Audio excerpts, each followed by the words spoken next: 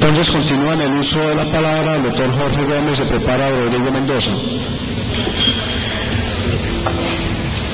Aló. Gracias, señor presidente. Un saludo muy cordial a los visitantes y a todos los diputados. Antes de hacer tres reflexiones que quiero hacer sobre el tema, quiero hacer una que es para nosotros los diputados, doctor Nicolás y compañeros de la Asamblea. Yo pedí que se respetara el reglamento al principio, en el sentido de continuar con el orden del día anterior, y bueno, la plenaria decidió que no. Pero yo sí quiero recordarles que aquí, en una ocasión tuvimos unos alcaldes del Bajo Cauca todo un fin de semana esperando a la Asamblea para cumplir el reglamento. Entonces yo le llamo la atención sobre, con del todo respeto al doctor Alarcón Mantilla, pues se supone que todos somos iguales, pero parece que es que hay unos más iguales que otros, ¿cierto? Entonces, yo creo que esto debiéramos, o aplicamos el reglamento o no lo aplicamos, pero no debe ser una norma de conducta para unos personajes muy importantes y para otros que consideramos de menor categoría otra norma de conducta. Creo que es lo democrático y lo que debería inspirar esta corporación. Lo segundo tiene que ver con esto. Yo tengo 3 discusiones sobre el proyecto de autopistas de la montaña que las quiero muy brevemente exponer aquí. La primera tiene que ver como la manera como se estructura o como se diseña el proyecto. La segunda tiene que ver sobre el tema de las prioridades del gasto en Colombia y en Antioquia, que es prioritario. Y lo tercero tiene que ver con quién es el responsable de una obra de esta naturaleza, si es que se decide que es prioritaria. Lo primero es esto está concebido como un negocio y no nos podemos llamar engaños.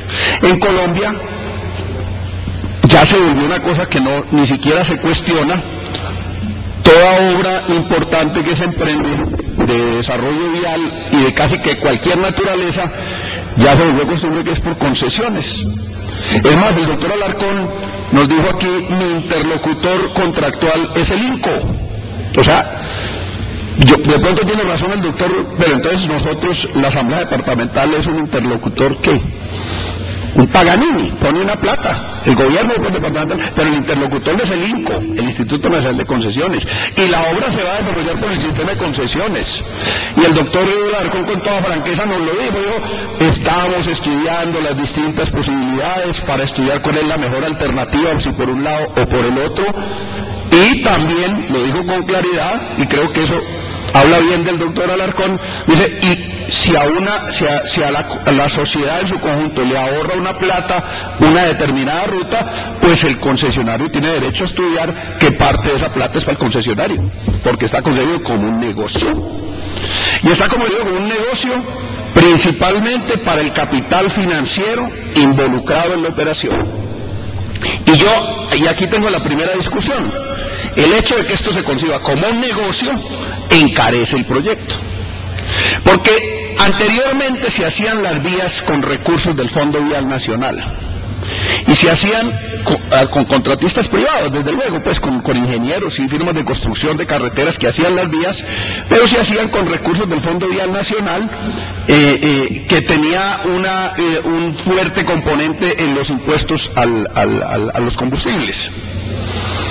Pero con el advenimiento de la globalización neoliberal y el empoderamiento del capital financiero en todas las esferas de la vida económica y social del país, todo se volvió negocio, todo es negocio.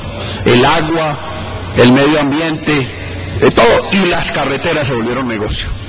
Y yo tengo la seguridad, y lo puedo demostrar con cifras, que en Colombia la construcción de carreteras se ha encarecido enormemente debido a que estos proyectos están tributando, además de tributarle a los costos directos de construcción, diseños y etcétera, y mantenimiento, a las utilidades de los constructores, le está tributando a las utilidades de los concesionarios. Entonces, obviamente no necesita uno estudiar en Harvard para saber que si un proyecto se desarrolla atendiendo necesidades de costos directos, de costos indirectos y de unas utilidades por lo menos de los constructores, tendrá unos costos diferentes así ese mismo proyecto se hace atendiendo las mismas necesidades más las utilidades del concesionario. Y las estamos pagando igualmente todos los ciudadanos, porque antes las vías las pagábamos por la vía de los impuestos y las pagábamos todos los ciudadanos por la vía de impuestos. Hoy las pagamos sumando los impuestos más los aportes que hacen los entes territoriales, de manera injustificada en este caso considero yo, más peajes, valorizaciones y otras hierbas. Entonces, si esto se concibe como un negocio, arranca mal. Arranca mal porque es un proyecto que, aparte de que se considere prioritario o no, que esa es otra discusión, pues de entrada, si se hace por concesión, se va a encarecer en un porcentaje significativo. Y máxime si el concesionario es ISA. ISA no es Sor Teresa de Calcuta, ni el hecho de que lo presenten como una entidad pública la va a convertir en una entidad que va a cobrar más barato. No, es que ISA hoy tiene un accionista que, sin ser mayoritario en los aportes accionarios, prácticamente maneja a ISA, que son los fondos privados de pensiones. El doctor Alarcón fue presidente de Asofondos, creo, si no estoy equivocado. De allá viene, de allá proviene, antes de llegar a ISA, al cargo que hoy desempeña. Y hay una cosa curiosísima en ISA. Yo me tomé el trabajo de buscar la escritura pública que acordó el reglamento, las reglas de funcionamiento de ISA. Y resulta que en ISA la Junta Directiva está compuesta por 7 miembros. Y el quórum para poder tomar decisiones es de 6.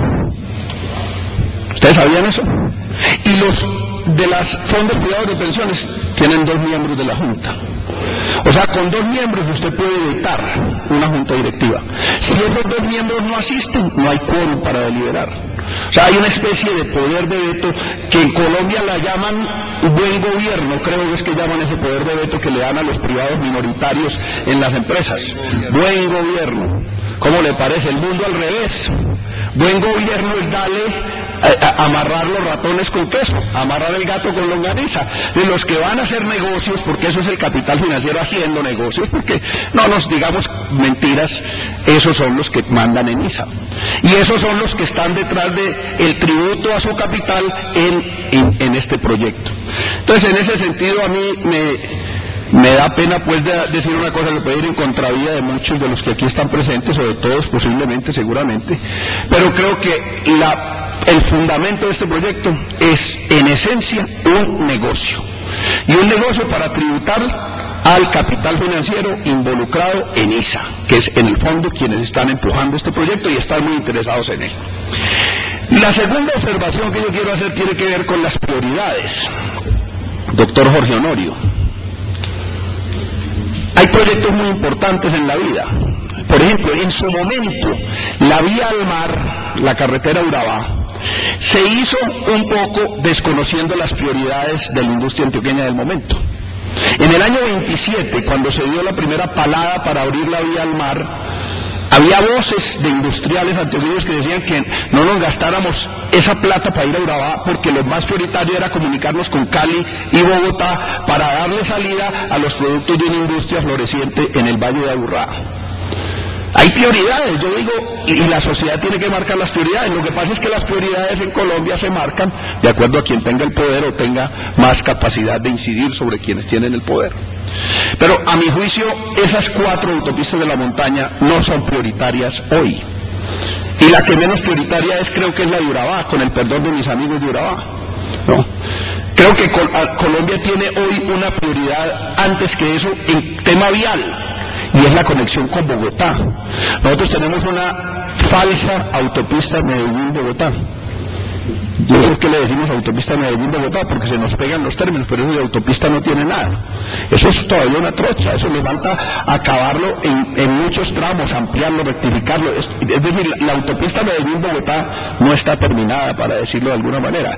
Entonces yo pregunto, ¿no será más importante la integración económica entre las 2 principales ciudades del país por vía carreteable y por una buena vía, o por la de Puerto Berrío? Esa es una discusión que tendremos, ¿cierto?